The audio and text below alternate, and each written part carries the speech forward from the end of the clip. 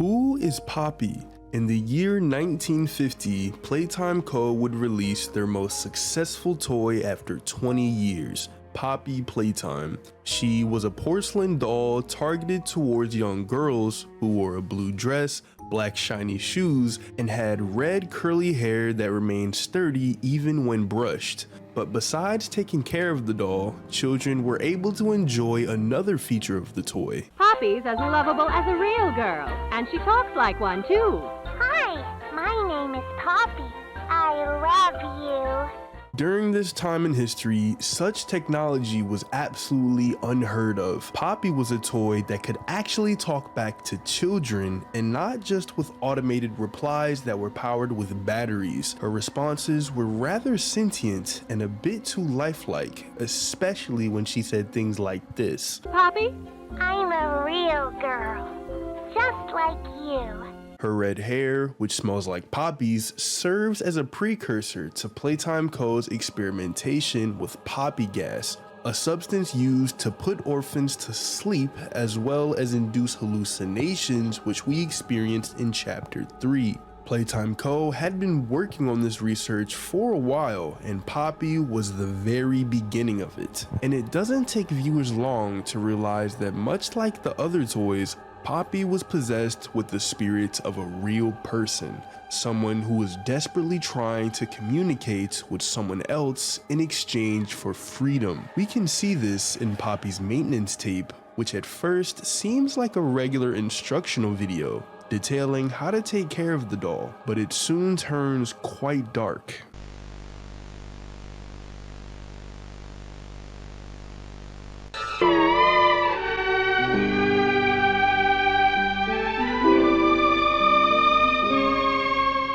The abrupt messaging that says, "Let me go," is the soul inside of Poppy pleading to be set free. And we learn about her real feelings at the end of Chapter 2, in which she changes her mind about us escaping. At the last minute, she changes the direction of the train and holds us hostage, stating that we are, quote, too perfect to lose. After defeating both Mommy and Huggy Wuggy, Poppy realizes that we, the player, might actually be able to defeat the prototype, the real big bad of the game. The prototype has been keeping the toys trapped inside of this factory, including Poppy. And while it's still unsure exactly why he's doing this, we know that Poppy has formulated a plan to stop it, and she wants us to deliver the final blow. But what makes Poppy so special? Well, her name is the title of the game, and she seems to serve as a sort of leader or mastermind in Chapter 3.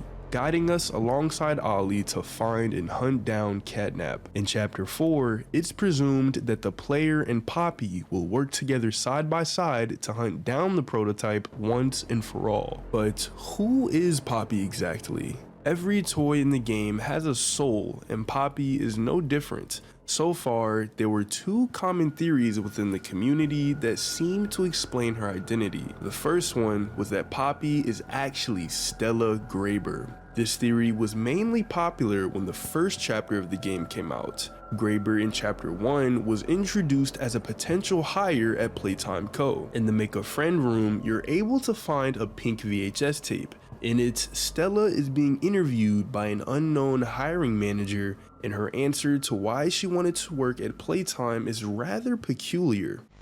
And it's weird, because adults are just kids, but older. I don't think anyone ever really feels like an adult, but your body just gets older and older, and then you die. Poof!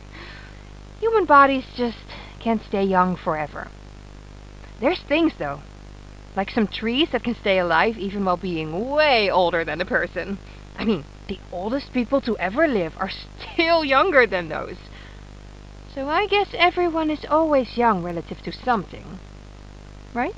She seems to be really interested in the concept of life longevity, which in retrospect is probably the reason why Greyber ended up getting hired, because she praised the idea of immortality and would be the ideal candidate for pushing forward the Bigger Bodies initiative, a proposal which turned employees and orphans into toys as an attempt to escape debt and lawsuits. Greyber would then end up getting hired to work in the game station, a location which housed physical and mental endurance games for children to test their strengths. Scientists would do this to research which toys the kids would be matched up to, as well as their prospective tasks and what their roles would be as a bigger body.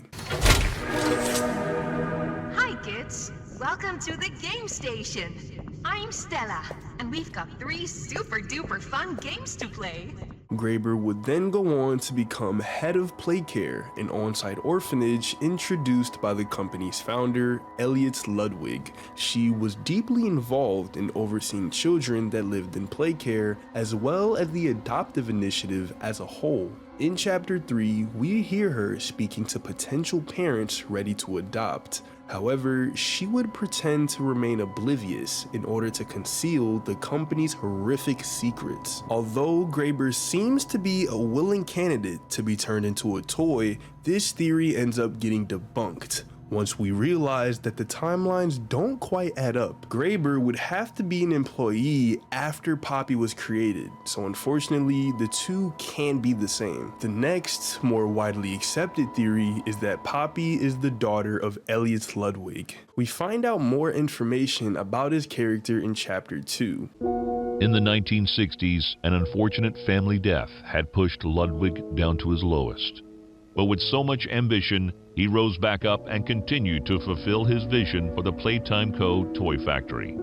We learn here that someone very close to Ludwig had passed away, yet he was still able to push on and run the company. It's known that he and his wife Molly had divorced in 1930, the year the company was created, and it isn't mentioned that they had any children together. So what family member could he have lost? To answer this question, we have to observe Ludwig's persona. He valued charity and loved to give back to people, especially children. The whole reason why he created Playtime Co. was to make children happy through the creation of toys, and he wanted to continue his good works by doing something even bigger. And this is when he established the adoption initiative at the company, in which employees were encouraged to adopt orphans, all of which deserve to have a home. He realized that he wanted to help even more, so he created his very own orphanage in the factory to make sure that kids were both protected and happy. So it wouldn't be a surprise if Elliot himself decided to take part in the initiative and adopt a child. It would be his way of not only giving back, but also starting his own family, something he wasn't able to do before. But how do we know that he adopted a girl like Poppy and not another orphan? Well, going back to the train scene in Chapter 2, there's some lines from Poppy that didn't make the final cut in the game,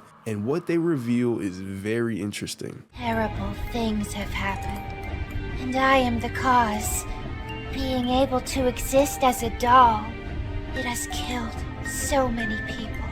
Now, of course, it could be argued that this shouldn't be considered canon since it was cut from the game, but it does offer a really interesting piece of information that adds more context to Poppy's character. This line wasn't written for no reason, and perhaps it was removed because the developers felt that it might have been giving away a bit too much information. Either way, Poppy saying that her existence was the cause of terrible things refers to her creation being the very beginning of the atrocities that happened at Playtime. Poppy was the very first toy to inhabit a real soul, setting the precedent, setting the stage for the others in the future. Elliot Ludwig would lose his adoptive daughter and feel overwhelmed with grief, so much so that he decided to perform more research on reviving the dead, just so that he could bring her back. His experiments on Poppy Gel and its regenerative properties, titled Experiment 814, prove this, and so he turned his deceased daughter into Poppy. She now feels guilty, as she was the start of a horrific pattern at Playtime Co., and this explains why Poppy is so passionate about freeing the toys and defeating the prototype. Because somewhere deep down, she blames herself for all of the horror that unfolded at the factory. And ever wonder about the location of Poppy's prison? At the end of chapter 1, we find her trapped in a glass case and learn that the prototype had locked her inside during or after the Hour of Joy. But notice how the environment of where she is completely different from the factory. We abruptly transition from the industrial catwalks to a hallway that looks like it belongs in a home, almost like Home Sweet Home. The similarities between the two settings are uncanny, from the old-fashioned wallpapers to the hardwood floors. The one that we encounter in chapter 1 and 2 appears to be a replica of Home Sweet Home from chapter 3.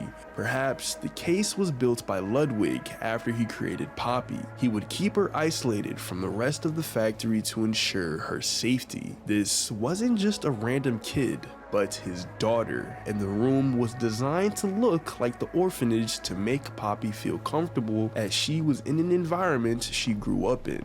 And so after her transition, Ludwig tried his absolute best to make his daughter feel sheltered, even when she had to be isolated in a cage away from everyone else. The only difference between this versus when she was trapped during the Hour of Joy is that Catnap most likely added smoke in the case to make her fall asleep for an extended amount of time. But what do you guys think about Poppy's identity? Let me know down in the comments. Thanks for watching, subscribe, and click on this video right here.